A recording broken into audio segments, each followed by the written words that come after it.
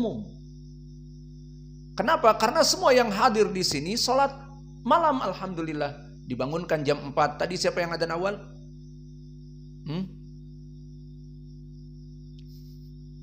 Terus yang ditugaskan siap bersihkan WC. Alhasil seperti itu. Di sini semua bangun malam, alhamdulillah. Santri-santri kita sangat baik, yang baik, alhamdulillah. Dohirnya salat malam dan salat duha dan menghafal Al-Quran. Ini semuanya taufik yang bersifat umum dan memang itu keadaan kita. Salat berjamaah wajib dilaksanakan dan salat-salat sunnah semuanya melaksanakan ketaatan kepada Allah. Asalnya apa? Taufik, dipuji. Namun ternyata di saat ditanya, si fulan bagaimana keadaannya? Ya bersifat umum tadi. Si fulan, Masya Allah, sholat. Tidak, maksud saya ada sesuatu. Oh iya, dia kadang-kadang demikian dan demikian. Nah di sini kadang-kadang demikian dan demikian, perkara yang buruk yang ada pada dia, yang kebanyakan orang tidak mengetahuinya. Dan perkara ini waqi' ada pada dia misalnya. Apa itu? Dia itu orangnya ngantuan. Kalau pelajar, kalau pengajar mulai innal hamdalillah langsung tutup mata. Tidak bangun kecuali wa naktafi ilahuna wa jazakumullahu khaira baru bangun. Maka yang lain dari para santri-santri misalnya selama 1 jam ataupun 30 menit fokus menulis dan sebagainya, maka di saat dikatakan wa naktafi ilahuna mereka istirahat dari fokusnya, mendengar, melihat, menulis. Adapun yang tadi tidur dari mulai innal hamdalillah sampai wa naktafi ilahuna musafir, tidak ada connection, mafi tagtiyah. Maka orang lain fokus berpikir, dia tidur. Akhirnya wa naktafi ilahuna yang tadi fokus capek, dia langsung tiduran, rebahan setelah pengajar selesai mengajar. Maka dia tidak, justru dia hidup, baterainya full, sudah dicas tadi pas lagi pelajaran. Maka orang lain pada tidur disahkan, dia putar-putar di pondok, tidak bisa tidur misalnya. Nah ini keburukannya misalnya. Nah sekarang rawi ini bagaimana? Kita anggap rawi hadis. Ternyata di saat diperiksa periwayatan dia dari gurunya jauh dari murid-murid yang lainnya. Murid-murid yang lainnya misalnya hadis-hadisnya itu haddatsana fulan an fulan an fulan. Dari yang hadir dari murid-muridnya semuanya sama, catatannya sama.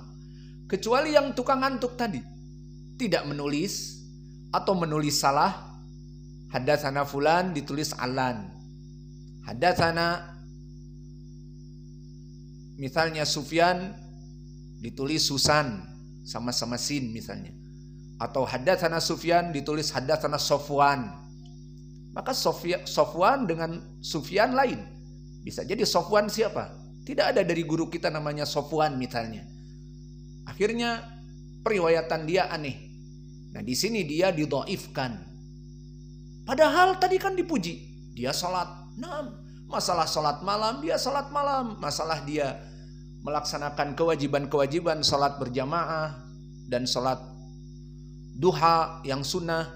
Melaksanakan sama seperti yang lainnya. Namun perbedaannya tadi kembali kemana? Kepada dhabt. Nah itulah yang kita praktekkan sekarang di sini. Jika ta'arada baina ahlu jarhi wa ta'dil, dari tautsik dan dari al-jarh dilihat. Jika dia jarahnya mufassar lebih didahulukan.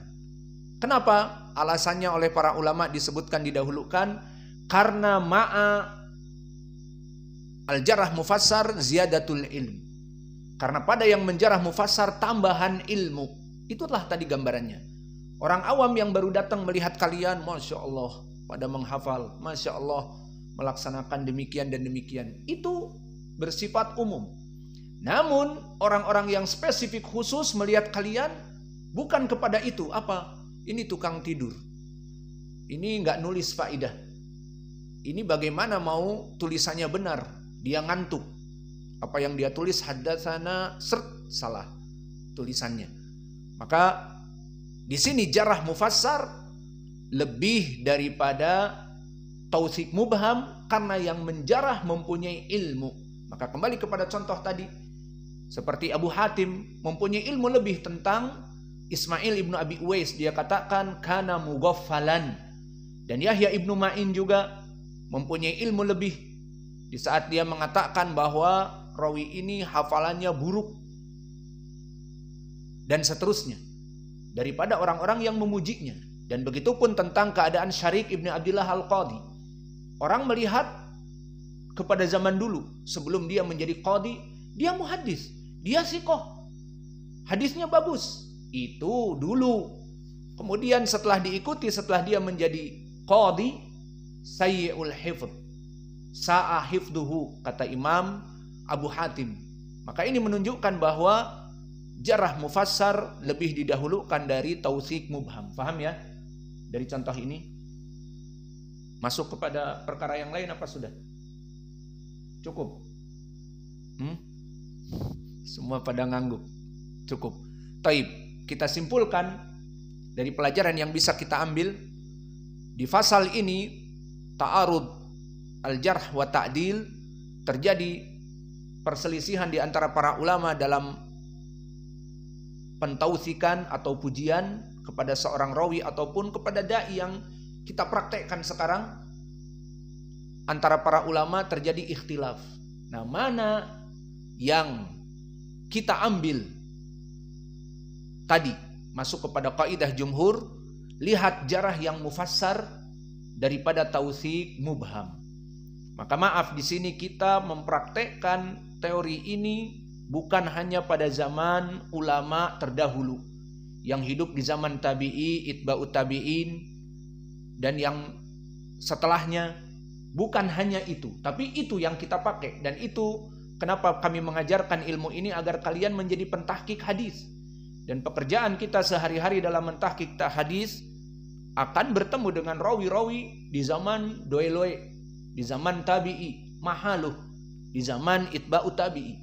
Namun ilmi jarhi wa ta'dil ini pun bisa dipakai di zaman now.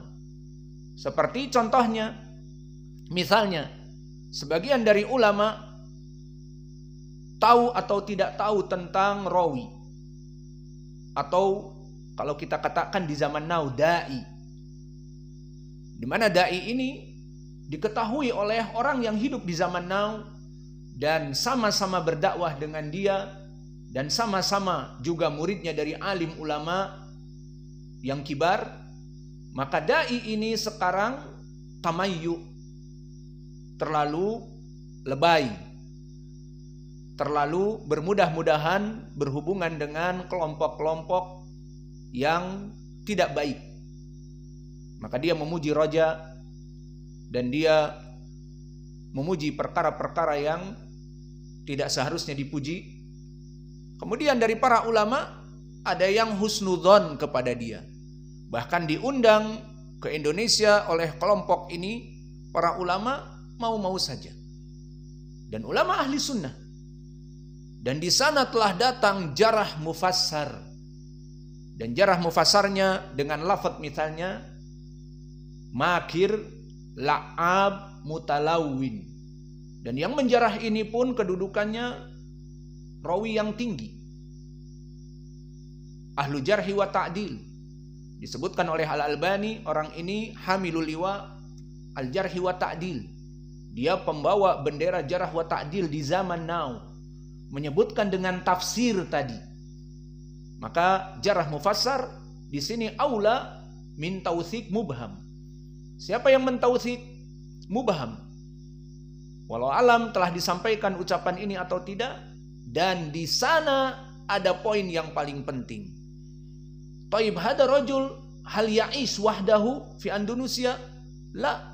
Hunaka al-asatidah akharun. Bahkan yang sama selevel dengan dia, yang dulu belajar dengan gurunya dia imam, dakwahnya menyelisihi dia. maka berapa banyak dari asatidah yang menyelisihi dia dan tidak cocok dengan dia.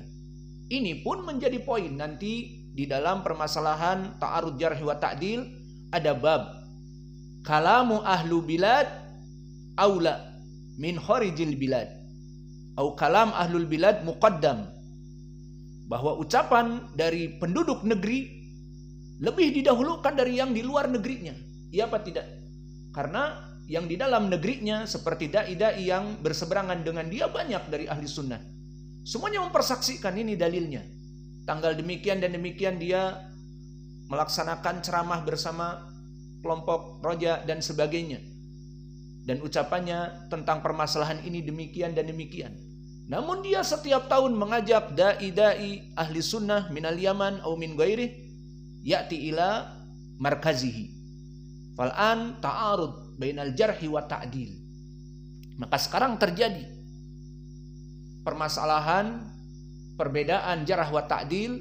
Maka saya tekankan tadi, kita belajar dawabit al-jarh wa ta'dil di sini bukan hanya sekedar untuk menghukumi rawi-rawi yang telah dahulu, tetapi juga kita paling sedikit memahami, tidak menghukumi tetapi memahami dari jarh wa ta'dil dai-dai yang ada di zaman now.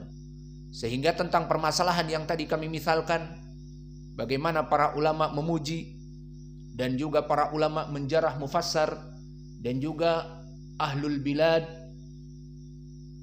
juga mencela dia karena tamayyu, maka mana yang didahulukan? Dan begitupun dawabit al-jarh wa ta'dil dipergunakan di zaman now agar kita tidak lancung dan tidak berburu-buru dalam menjarah ahli sunnah. Itu juga perlu diperhatikan. Dan faidahnya nanti akan diketahui bahwa kita tidak menjarah dan mentautsik dalam permasalahan ini kecuali wara', kita takut kepada Allah. Maka tidak menjarah serampangan dan tidak memuji bermudah-mudahan, tetapi mengembalikan kepada dawabit al-jarh wa ta'dil. Karena apa? Permasalahan jarh wa ta'dil ini urusannya antara dia dengan Allah. Karena pada hakikatnya dia akan mendiskreditkan nama seorang muslim. Dia akan menjatuhkan nama seorang muslim. Namun jika menjatuhkannya dengan hak, maka justru itu nasihah. Dan nanti akan kita bahas di pelajaran yang lain tentang ini, dan telah kita lewati bahwa ucapan para ulama menjarah seseorang adalah nasihah. Itu di saat semua orang diam dan semua orang akan masuk kepada pentautsikan rawi yang berhak untuk dijauhkan ini, maka dia berkata sendirian dengan tafsir si fulan buruk, maka dia bertanggung jawab di sisi Allah telah mendiskreditkan fulan. Maka jika ucapannya benar, maka dia akan mendapatkan pahala. Namun jika dia ucapannya dari hawa nafsu, dia menjarah orang-orang yang ditautsik oleh kaum muslimin dan jarahnya tanpa dalil, maka akan kembali semua keburukan kepadanya. Maka oleh sebab itu, faidah dari belajar ilmu ini, kita menjadi orang yang insaf insyaallah dalam permasalahan pengambilan jarh wa ta'dil, dan diharapkan al-wara', takut kepada Allah, dan pentausikan kita kepada dai-dai yang ada di zaman now ataupun kepada rawi-rawi terdahulu itu dikarenakan Allah, bukan karena takut hegemoni. Ada dai besar mengatakan si fulan harus dijauhi, kita juga harus ikut, karena nanti kalau tidak kamu akan dijarah juga. Hegemoni, takut, akhirnya menjarah dan mentakdil mengikuti kelompok yang hegemoni, yang mempunyai kekuasaan besar ini, seperti yang dilakukan oleh Luqman dan yang lainnya. Maka alhamdulillah sekarang Allah mencerai-beraikan, mereka sibuk dengan urusan mereka masing-masing. Kalau antum lihat bagaimana Facebook mereka dan sebagainya, al-ghawiyun, nol potol, sibuk dengan masalah mereka. Kita berdakwah alhamdulillah, menjelaskan hadis sahih dan dhaif, ataupun daurah masyayikh datang dan sebagainya, menterjemah dan memberikan faidah-faidah. Adapun mereka isi-isinya al-gawgaiyun, kelompok nol potol demikian dan demikian, mereka pendusta, mendustakan teman-teman mereka sendiri. Itulah yang sibuk mencari aib-aib dari orang lain, menjatuhkan nama-nama baik orang lain untuk tujuan hawa nafsu mereka. Sekarang mereka saling memakan di antara mereka. Allahul musta'an. Wa naktafi ila huna wa jazakumullahu khaira wa barakallahu fi ilmikum.